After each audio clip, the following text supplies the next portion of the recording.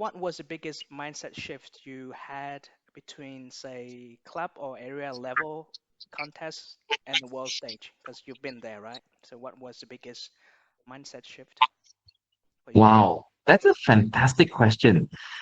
I think there is a big shift in mindset, especially for those who are new to contesting. By the way, I started contesting in the international speech contest since 2017. So 2017 was the first time I joined, and I lost in the area level. And maybe I wouldn't compare area now and area then, because area then was so much different.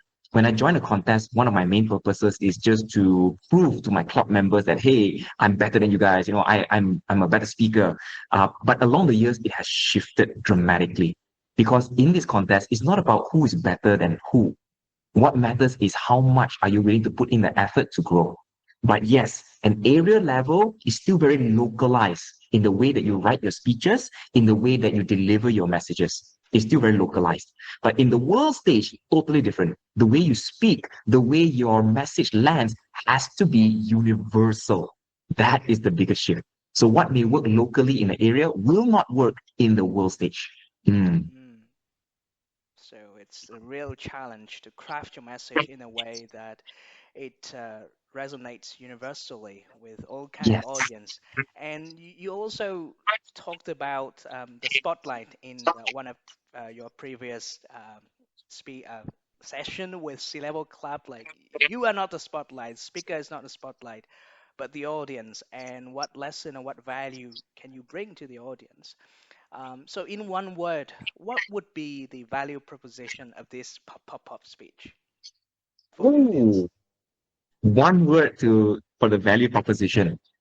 One word might be very difficult, but if I were to give two words, the value proposition is keep going. That's it. Keep going. Because no matter what challenges that you may face, the moment you stop, you're gonna burn out, right? If like a kernel that's in the popcorn, you're gonna burn out. But if you keep going, you will get better.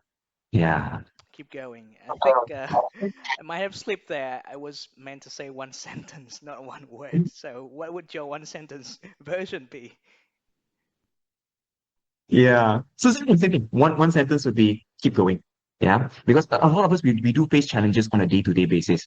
I'm sure, Fong Su Su has also faced a lot of problems with his journey, reaching 100,000 followers and things like that.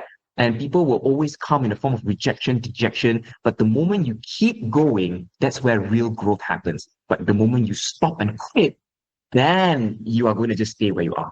But there's never a person who never gotten better from staying the same. Yeah. So you stay the same, you're going to be the same. But Right, if you choose to go on, no matter how painful it is, that's where growth happens. right. Mm. Keep going, keep growing. And let's get into the nitty-gritty of your practice. So what would be your ritual or the kind of reviewing steps you perform after each speech? Like say after this one, what will you do tonight or tomorrow?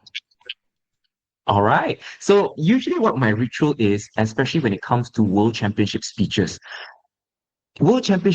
cannot remain the same. It cannot be, you cannot take it too lightly. A world stage speech requires a lot of thought, a lot of practice, a lot of repetition. So even after this session, I will be going back, reviewing the feedback that I received to see what are some ways that I can enhance the message, enhance the experience. Um, in this kind of contest, for those who are starting out, the kind of feedback that you receive, you shouldn't just park it one side. You should try and see how you can further improve after every practice rounds, after every contest, review it. That's how you get better. That's how you improve. If you stay the same from club all the way up, you're not going to go far. Yeah, so after this, I'm going to look back, refine, and even at 9:30, I'm attending another club meeting just to practice my speech again. Right. Seems like you're having multiple speeches every day. Um, but talking about timeless advice, what is one piece of advice that you received early on in your Toastmasters journey that still sticks with you today? Oh, what is one piece of advice that sticks with me? Okay, this one is very personal to me, and that is be authentic. Yeah, it is very personal to me because back then when I started out on my contesting journey, I aspire to be a world champion. So I look at all the past world champions, I studied them, I read their scripts, I see how they performed, and I thought that if I were to mimic the way they say things, mimic the way they do things, I would end up becoming a world champion, right? But then one person came up to me and said that, Mahathir, I don't know why, but when I see you present, I can't read you, I can't feel you. It's just as though you are telling us something, you're not experiencing it. And worst of all, he said, you look like you are copying another world champion. So that really hit me very hard back in my 2017 days. And because of that, his authenticity really sticks with me till today. Whatever I do, be you, be authentic. Mm. Be you, Yeah. be authentic. Mm. But what specifically do you do? Like, is there a process or a set of things you do to get closer to that authenticity? Yes, there is. There is. Number one, you need to identify what is your communication style, your speaking style, which means are you naturally a high energy animated person, or are you naturally a more poised, composed speaker? What is your style, right? And once you identify your style, of course, it's good to experiment a little bit to, if you're more composed, try to be a little bit more animated. If you're more animated, is there a way you can try to be more composed? That's fine.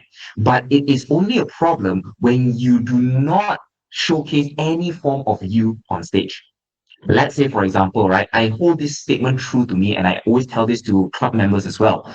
Who you are off stage should not be different from who you are on stage. If there is a disconnect between these two, you are not authentic.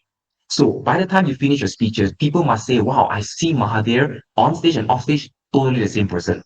Then you know you've struck the balance between authenticity and growth. Yeah. So you need to identify your style. You need to identify how you speak, how you communicate, improve on it, but don't try to copy other people. Be inspired, learn, but don't copy.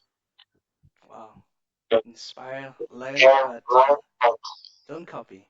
Um, so from the audience, is does anyone have a question for Toastmaster Mahathir? You can raise your hand or just open your mic and start speaking.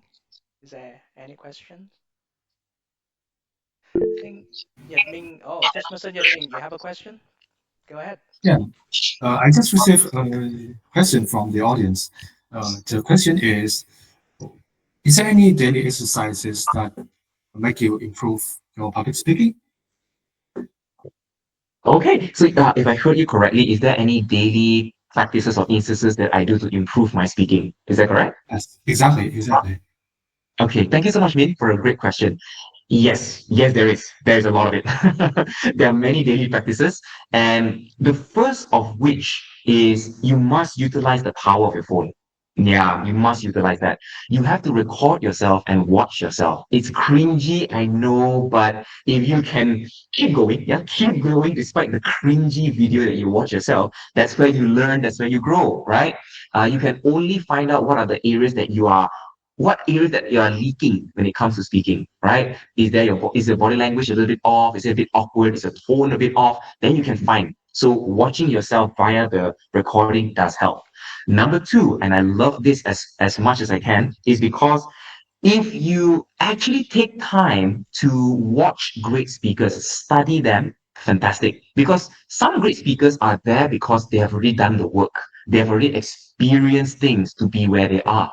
Watch how they do things. Watch how they engage the audience. What do they say? And if they say something that makes the audience feel in a certain way, always be inquisitive. Ask why. When you ask why, you dig deeper on why that works. And then you try and take that and improve on it or add your own flavor into it. Yeah. So these are the two things I do. Number one, try my best to record my videos and watch them. Number two, watch great speakers, see what works, and see how I can incorporate that into my own stuff.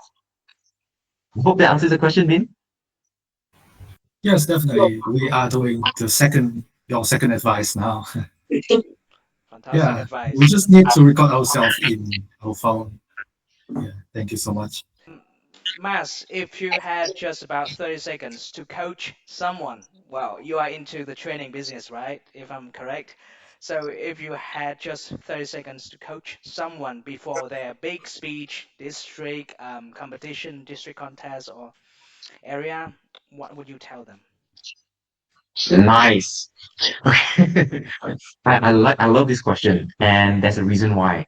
In 2022, when I competed in Nashville, it was my very first time entering the finals, and I was standing among giants, Linda Marie and all that past world number threes and whatnot. I was a nervous wreck. I was literally, shaking on the inside, and I didn't want to talk to people. I was just standing there while people were coming in. I was just practicing my speech again and again. But then one person came up to me. Yeah, one person came up to me. And the thing that he said helped me to put my mind at ease. He said this. He said, Mahathir, when you're here, you have a mission, which is to share a message, hopefully a 7 minute message that could inspire the world. Focus on giving that message. Be a messenger. You are here to shift the spotlight to them, right? In that ways. And this gentleman, his name is Mike Carr, the 2020 world champion of public speaking. That really helped me a lot. When I was backstage, I was no longer fearful. I was more excited because I know when I go on stage, there's someone in this audience that could resonate with this message. Yeah. So that really helps. Yeah. So that's what I would say to them as well. Be a messenger. You have 7 minutes. What will you tell the world? Don't focus on you. Use that 7 minutes for them.